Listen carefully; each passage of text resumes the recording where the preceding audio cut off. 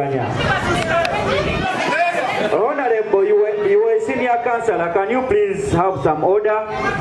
Order, Leo.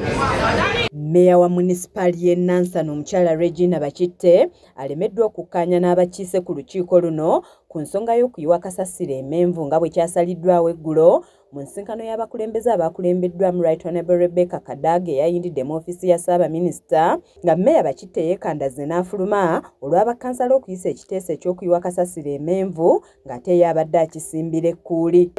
Senior councillor, can you please have some order? Order, Leo.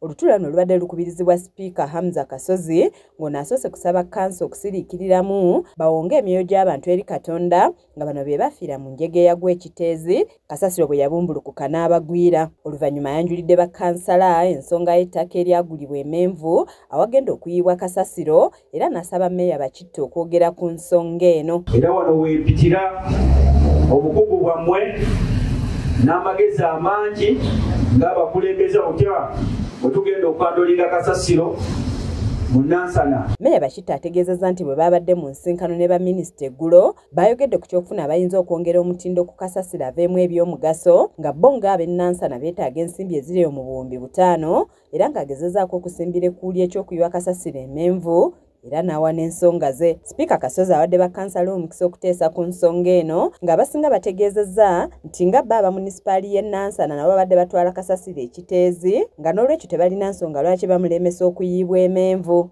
Kyokka kino tekisanyudde Meya Bakitte wamu ne banne era nga bano beekandaze ne bafuluma kanso nga Bakitte ekyambalo kye akiggyeemu n'akireka ku katebe w'abadde atudde. Kyokka kino tekiremesezza kanso kugenda mu maaso era ne bayisa ekiteeso kino.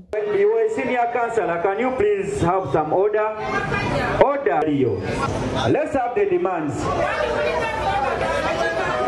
Twogeddeko n'abakulembeze abeetabye mu lukiiko luno ne boogera ku nsonga eno ey'okuyiwa kasasiro emenvu. Landfill eri Katabi twafunye warnings okuva mu Civil Aviation Authority nga batugamba nti kalooli n'ebinyonyi ebirala ebijja okunoonya ennyama mu kasasiro byeyongedde bisobola okukozinga accident ey'ennyonyi.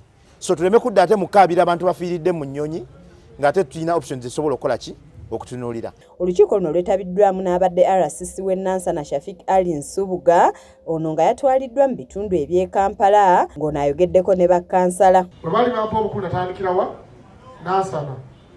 Damage zeefunye ntono nnyo okusinga baganda bange ze banyumira ze bafunye awaki awalala. But a leader is a talent. Omukulembeze n'omufuzi banjawulo. Ffe tuli bakulembeze. So tulina kwejjukiza ekibi ekisobye.